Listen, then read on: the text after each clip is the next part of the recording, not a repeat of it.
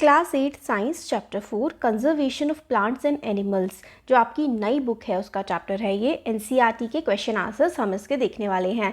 तो सबसे पहले हम फिल इन द ब्लैंक्स हैं। A place where animals are protected in their natural habitat, मतलब जहाँ पर एनिमल्स को उनकी नेचुरल हैबिटेट में ही प्रोटेक्ट किया जाता है, यानी कि उनको जू वगैरह में नहीं रखा जाता। तो ऐसी जगह क्या होती है? ऐसी जगह होती हैं वाइल्ड लाइफ सेंचुरीज। नेक्स्ट है species found only in a particular area, उसको हम लोग एंडेमिक स्पीशी कहते हैं। जैसे कि मानो कि एक पर्टिकुलर टाइप का पैरट है, वो छत्तीसगढ़ में मिलता है, तो वो छत्तीसगढ़ का एंडेमिक हो जाएगा, यानी कि वो कहीं और नहीं मिलेगा। उस टाइप का पैरट सिर्फ छत्तीसगढ़ में ही मिलेगा, तो हम उसको एंडेमिक स्पीशी बोल देंगे।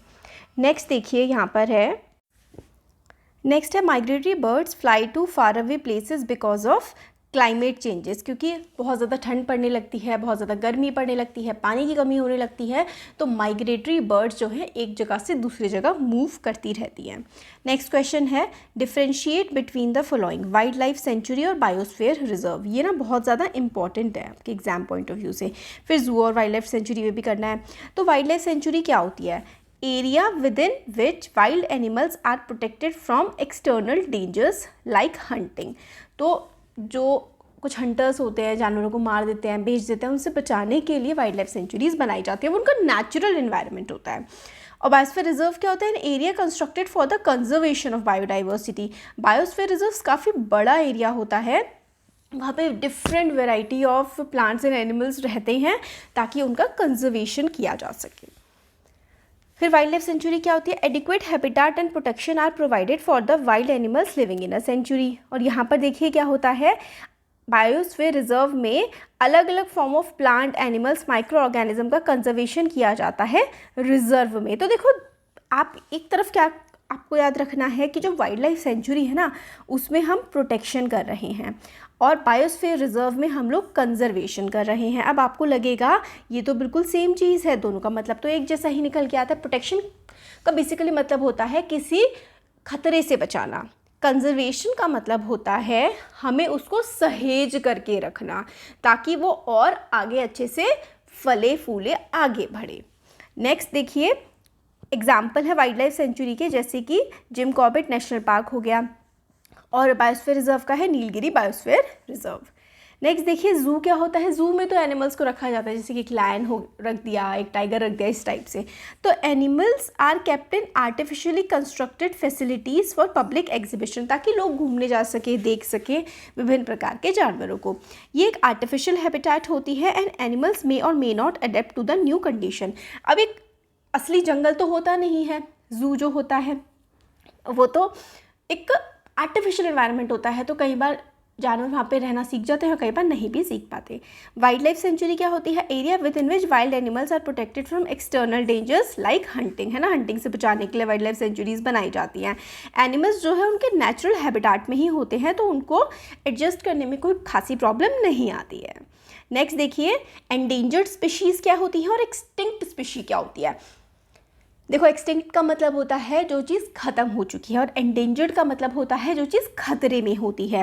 तो the species which are on the verge of extinction are called endangered species. तो जो स्पीशी मतलब ऐसा होता है कि बिल्कुल ख़त्म ही होने वाली हैं बट ख़त्म नहीं हुई हैं, वो एंडेंजर्ड स्पीशी होती हैं। और एक्सटिंक्ट होती हैं भाई जो अब ख़त्म हो चुकी हैं, अब एग्जिस्ट ही नहीं करती। एंडेंजर्ड स्पीशीज़ के एग्जाम्पल हैं Bengal tiger, blue whale etcetera. और एक्सटिंक्ट यानी कि जो ख़त्म हो चुकी हैं, आप एक नाम याद रख लीजिए जैसे कि ग्रेट ऑक है, पैसेंजर पिजन एक्सेट्रा। नेक्स्ट देखिए फ्लोरा एंड फौना, ये बहुत ज़्यादा इंपॉर्टेंट है। फ्लोरा फौना में डिफ्रेंशिएट करने के लिए आपके एग्जाम में बहुत बार आता है। तो फ्लोरा आप लोग याद रख लीजिए जो प्लांट्स होते हैं, फ्लोरा आप फूल से याद कर लीजिए, मैंने तो बचपन में फूल से ही याद किया था। और फौना जो होता है वो होता है एनिमल। तो फ्लोरा होते हैं प्लांट्स और फौना होता है एनिमल्स। तो फ्लोरा क्या होता है? It is a collective name for plant life for a particular area. Example के लिए स्पर्ज है ना, अलग अलग पेड़ जो है, जैसे कि अलग अलग टाइप के पेड़ हो गए, अलग अलग टाइप के पौधे हो गए, वो एक पर्टिकुलर एरिया का फ्लोरा होता है। और फौना जो है वो जानवर होते हैं उस एरिया के, तो टाइगर, थार, लंगूर, कुछ भी। नेक्स्ट देखते हैं क्वेश्चन नंबर 3 है discuss the effect of deforestation on the following. Deforestation यानी कि पेड़ों को काटा जाता है कि तो उनका इफेक्ट वाइल्ड एनिमल्स पर क्या पड़ता है? वाइल्ड एनिमल्स पे क्या पड़ता है इम्पैक्ट, देखो trees are the habitats as well as sources of food for the wild animals. Deforestation leads to destruction of natural habitats of wild animals. तो wild animals भाई कहाँ रहते हैं, wild animals तो जंगल में रहते हैं, अगर जंगल ही काट दोगे तो बेचारे कहाँ जाएंगे। नेक्स्ट है एनवायरनमेंट पर, एनवायरनमेंट पर भी बहुत बुरा असर पड़ता है भाई, ऑक्सीजन की कमी होने लगती है, कार्बन डाइऑक्साइड की मात्रा बढ़ने लगती है, पोल्यूशन ज़्यादा होने लगता है। तो deforestation increases the temperature and pollution level of the environment with the increase in carbon dioxide level and decrease in the oxygen level it give rise to global warming. तो पेड़ ज़्यादा कटने से ग्लोबल वार्मिंग का खतरा भी बहुत बढ़ रहा है। It also lowers the level of ground water, क्योंकि पेड़ जो है ज़मीन में पानी को जकड़ के रखते हैं, पेड़ ही कट जाएंगे तो ज़मीन में ग्राउंड वाटर की कमी होने लगती है। मोर ओवर डिफॉरेस्टेशन जो है वो सॉइल फर्टिलिटी को भी कम कर देता है और नेचुरल कलामिटीज़ के चांसेस को बढ़ा देता है। नेक्स्ट है विलेजेस और रूरल एरियाज़ में क्या असर पड़ता है डिफॉरेस्टेशन का, decline in rainfall, decrease in soil fertility, chances of natural disaster affect the village life. तो अगर पेड़ कम हो जाते हैं ना किसी एरिया में तो वहाँ पर बारिश भी कम होने लगती है, बारिश कम होगी सॉइल की फर्टिलिटी कम होने लगती है और उसकी वजह से बहुत सारी प्राकृतिक आपदाएं भी जो है गाँव में आ सकती है। शहरी इलाकों में क्या होता है, deforestation result in global warming, it is also result in increase in the level of pollution, pollution बढ़ने लगता है। Hence deforestation affect the life in cities, तो डिफॉरेस्टेशन से सिटीज़ में भी लाइफ बुरी तरह से अफेक्ट होती है। अर्थ पर deforestation decreases the fertility of soil, it changes the physical property of soil, all these result in desertification. तो बच्चों क्या होता है, अगर पेड़ कम हो जाएंगे तो क्योंकि पेड़ की जो पत्तियां सूखती हैं वो ज़मीन पे गिरती हैं, फिर वो ज़मीन में मिल जाती हैं तो बहुत सारे न्यूट्रिएंट्स प्रोवाइड करती हैं वो। अब अगर ये न्यूट्रिएंट्स नहीं मिलेंगे ना सॉइल को तो धीरे धीरे सॉइल जो है वो ख़राब होने लगेगी, डेजर्टिफिकेशन और रेगिस्तान बनने लगेंगे। हमारे आगे आने वाली जनरेशन पर पेड़ों के कटने का बहुत बुरा प्रभाव पड़ेगा। Obviously deforestation will majorly affect the life of next generation. The next generation will face problem at every step. Climatic condition will be adversely affected. There will be scarcity of food and clean environment. Next generation won't be able to see the animal species due to habitat loss. तो बहुत सारे plants और बहुत सारे type के animal species next generation नहीं देख पाएंगी क्योंकि भाई पेड़ पौधे नहीं बचेंगे तो लिटरली दुनिया में कुछ नहीं बचेगा। अब नेक्स्ट है what will happen if we go on cutting trees, अगर हम पेड़ काटते जाएं तो क्या होगा, temperature will increase to a greater extent, chances of natural disaster will increase, water cycle will get disturbed if the habitat of, ठीक है। तो क्या होगा हमारा, अगर हम इसको ए पार्ट मान लें तो बहुत काफ़ी बुरे असर होंगे पेड़ों के कटने से, ग्लोबल वार्मिंग हो जाएगी, नेचुरल डिज़ास्टर जो है वो ज़्यादा से ज़्यादा आने लगेंगे, वाटर साइकिल में बहुत बड़ा रोल होता है पेड़ों का क्योंकि वो ट्रांसपिरेशन करते हैं तो वो भी डिस्टर्ब हो जाएगी, जानवर कहाँ रहेंगे जाकर, तो ये सब इम्पैक्ट पड़ेंगे।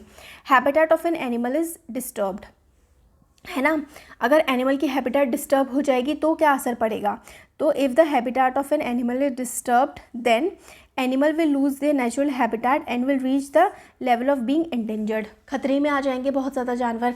अब हम लोग देखते हैं कई बार कि जानवर जंगलों से इंसानों की बस्ती में आ जाता है, क्यों आता है, क्योंकि उनके जंगल बहुत कम बचे हैं। Most of the animals may be forced to invade places meant for human living in search of food and shelter, खाना ढूंढने के लिए और रहने के लिए जानवर जंगलों से इंसानों की बस्तियों में आने लगेंगे। ठीक हो गया। नेक्स्ट देखते हैं the top layer of soil is exposed, अगर सॉइल की ऊपर वाली लेयर हट जाती है तो बहुत ही खराब स्थिति उत्पन्न होती है। Top layer of the soil will lose its nutrient specially the humus, तो हमस गायब हो जाएगा, मतलब जिसकी वजह से मिट्टी में उर्वरकता होती है। अगर टॉप लेयर सॉइल की उड़ जाती है ना तो फिर उसमें पेड़ वगैरह भी अच्छे से नहीं लगते हैं। वाटर होल्डिंग कैपेसिटी सॉइल की कम हो जाती है। डेजर्टिफिकेशन यानी कि रेगिस्तान बनने की प्रक्रिया होने लगती है अगर टॉप जो है लेयर उड़ने लगती है मिट्टी की। तो नेक्स्ट देखो आंसर करना है ब्रीफ में, why should we conserve biodiversity, हम लोगों को बायोडाइवर्सिटी को क्यों बचाना चाहिए। तो the variety in life existing on the earth, their inter relationships and their relationship with the environment is referred to as biodiversity. देखो जो डाइवर्सिटी शब्द है ना इंग्लिश का, इसका मतलब होता है भिन्नता। बायो का मतलब होता है जिस चीज़ में जान होती है, तो बायोडाइवर्सिटी का मतलब होता है कि प्राणी, जानवर, पेड़ पौधे, है ना, यही सब बायोडाइवर्सिटी होती है। तो धरती पर सबकी जगह है, इंसानों के साथ साथ जानवर, पेड़ पौधे, पशु पक्षियों की भी जगह है धरती पर, इसलिए इंसान को सेल्फिश नहीं हो जाना चाहिए। We should conserve biodiversity so as to maintain the food chain. Disturbance in the food chain में अफेक्ट द होल इकोसिस्टम, पूरा का पूरा इकोसिस्टम जो है डिस्टर्ब हो सकता है अगर फूड चेन डिस्टर्ब होती है तो। पढ़ा है ना इकोसिस्टम ज्योग्राफी में। नेक्स्ट देखते हैं, बी पार्ट है, protected forest are also not completely safe for wild animals. Why? Protected forest भी जो है कम्प्लीटली सेफ नहीं है। क्यों? Since capturing and killing of animals by poacher is still rampant in protected forest and areas, so they are not safe for wild animals. तो भाई protected area तो बना दिए, फिर भी वहाँ पर जो है शिकारी पहुँच जाते हैं छुप छुपा कर और जानवरों को मार देते हैं बेचने के लिए। नेक्स्ट है, सम ट्राइबल्स डिपेंड ऑन जंगल। कुछ ट्राइबल्स जो हैं वो जंगल पर डिपेंड करते हैं। कैसे? तो some tribes depend on jungle for the fulfilment of their basic needs of life such as food, medicine, clothing, shelter etcetera. तो खाने की चीज़ों के लिए इनफैक्ट बहुत सारे ट्राइबल्स तो जंगलों में ही रहते हैं और सारी की सारी अपनी आवश्यकताएं जंगलों से ही पूरी कर लेते हैं। नेक्स्ट है, consequences and causes of deforestation. तो इसका आंसर है कॉजेज, मतलब कारण क्या है डिफॉरेस्टेशन के? Natural causes like forest fire, droughts etcetera, building factories and houses, procuring land for cultivation, making furniture and using wood as fuel. तो पेड़ क्यों काटते हैं भाई? बहुत सारे, कई बार तो जंगलों में आग लग जाती है या फिर सूखा पड़ जाता है। फैक्ट्रियाँ बनाने के लिए काटते हैं, घर बनाने के लिए हम लोग जंगल काटते हैं, खेती करने के लिए हम लोग जंगल काट देते हैं, फर्नीचर बनाने के लिए, भाई बहुत सारी अपनी सेल्फिश नीड्स के लिए हम पेड़ काटते हैं। अब काटते हैं तो इसके असर क्या होता है? तो नेचुरल कैलेमिटीज़ लाइक फ्लड्स अकर, मतलब जो प्राकृतिक आपदाएं हैं वो बहुत बुरी तरह से अपना प्रकोप दिखाती हैं। फिर जब जंगल काटे जाते हैं तो टेम्परेचर बढ़ता है, ग्लोबल वार्मिंग होती है, फिजिकल प्रॉपर्टीज सॉइल की चेंज हो जाती हैं और सॉइल की टॉप लेयर उड़ जाती है और एक टाइम के बाद वो एरिया बंजर हो जाता है। ग्राउंड वाटर का लेवल कम हो जाता है और काफ़ी सारा फ्लोरा और फौना भी जो है एक्सटिंक्शन की कगार पर, यानी कि ख़त्म होने की कगार पर आ जाता है अगर बहुत ज़्यादा पेड़ों को काटा जाता है तो। नेक्स्ट, रेड डेटा बुक क्या है? रेड डेटा बुक एक सोर्स बुक है which keeps record of all endangered plants and animals. तो रेड डेटा बुक में सारे के सारे एंडेंजर्ड प्लांट और एनिमल्स की पूरी लिस्ट प्रेजेंट होती है। और इस क्वेश्चन का लास्ट पार्ट है, what do you understand by term migration? देखो माइग्रेशन का मतलब ना एक जगह से दूसरी जगह जाना होता है। Migration means the movement of species from its own habitat to some other place during a certain period in a year for breeding और to overcome some climatic condition. ठीक है, तो एक जगह से दूसरी जगह जाना। क्वेश्चन नंबर 6 है, in order to meet the ever increasing demand in factories and for shelter, trees are being continuously cut, is it justified to cut trees for such project, discuss and prepare a brief report. तो basically आप लोगों से पूछा गया है कि factories की तो डिमांड बढ़ती ही जा रही है और इसीलिए हम लोग जो है लगातार पेड़ काटते जा रहे हैं, बट क्या पेड़ इस तरीके से काटना जस्टिफाइड है? तो देखो ये जस्टिफाइड तो बिल्कुल भी नहीं है। तो आप अपनी तरह से जो है इन क्वेश्चंस का आंसर कर सकते हैं कि it's not justified to cut trees just to fulfil our needs, trees are known as the lung of the earth, they are the habitat of many living organism. मतलब हमारे धरती के फेफड़े हैं, ऑक्सीजन हमें कहाँ से मिलती है? पेड़ों से ही तो मिलती है। सारे के सारे ऑर्गेनिजम्स जो है रहते हैं, जानवर भी रहते हैं, दे गिव अस ऑक्सीजन, है ना, प्लांट्स हमें ऑक्सीजन देते हैं और मेंटेन करते हैं कार्बन डाइऑक्साइड और ऑक्सीजन का balance. They firmly bind the soil and hence prevent soil erosion, और जो पेड़ होते हैं वो सॉइल इरोजन को भी प्रिवेंट करते हैं। They also reduce the chances of natural disaster like floods and droughts, तो फ्लड्स ड्रोट्स इनसे भी बचाते हैं। They help conserve our rich biodiversity, है ना, जानवर कहाँ रहते हैं? जंगलों में रहते हैं। तो cutting of trees causes an increase in carbon dioxide level which result in global warming. तो कार्बन डाइऑक्साइड का लेवल बढ़ जाता है बहुत ज़्यादा अगर हम पेड़ काटते हैं, तो इसकी वजह से ग्लोबल वार्मिंग होती है।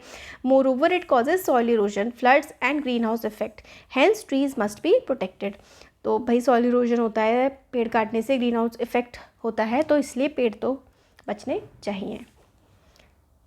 नेक्स्ट है, how can you contribute to maintenance of green wealth of your locality. Green wealth मतलब होता है अपने आसपास के जो है हरा भरा जो एनवायरनमेंट है पेड़ों की वजह से, उसको आप कैसे बचा सकते हैं।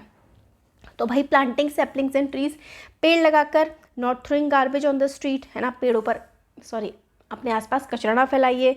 Forbidding others to cut trees, दूसरों को भी पेड़ काटने से रोकिए। लोगों को अवेयर करिए क्लीन एनवायरनमेंट के बारे में। Watering the plants regularly and taking proper care of them, पेड़ों को मतलब टाइम टू टाइम पानी दीजिए, उनका पूरा अच्छे से ध्यान रखिए। Reusing and recycling paper two save trees energy and water, और पेपर को रिसाइकल रीयूज़ करना है ताकि ट्रीज़ को, एनर्जी को, पानी को हमें बचाना है। नेक्स्ट है explain how deforestation leads to reduced rainfall. Water cycle में इश्यूज आते हैं। देखो, trees give out huge amount of water in the form of water vapor during transpiration. Reduction of water vapor affects cloud formation and thus result in less rainfall. तो जो है पत्ती जो होती है ना पेड़ की, उसमें से बहुत सारा ना ट्रांसपिरेशन होता है। अगर पेड़ ही नहीं होंगे, ट्रांसपिरेशन ही नहीं होगा, वाटर वेपर ही नहीं बनेगी, क्लाउड ही नहीं बनेगा, तो पानी कहाँ से बरसेगा, बारिश नहीं हो पाएगी फिर अगर आप पेड़ काट दोगे तो सारे। नेक्स्ट है लास्ट क्वेश्चन, नेशनल पार्क आपके जो भी हैं उनको मेंशन करना है। तो 3-4 नेशनल पार्क याद कर लीजिए, जैसे कि कॉर्बेट नेशनल पार्क है उत्तराखंड में, दुधवा नेशनल पार्क है उत्तर प्रदेश में, desert national park, Sariska national park और रणथंभौर नेशनल पार्क है राजस्थान में, गिर नेशनल पार्क है गुजरात में, है ना। तो इस तरीके से काजीरंगा असम में है। तो आप 4-5 नाम याद ज़रूर करके जाइएगा एग्ज़ाम में। तो ये हो गया हमारे सारे के सारे क्वेश्चन आंसर्स। Thank you.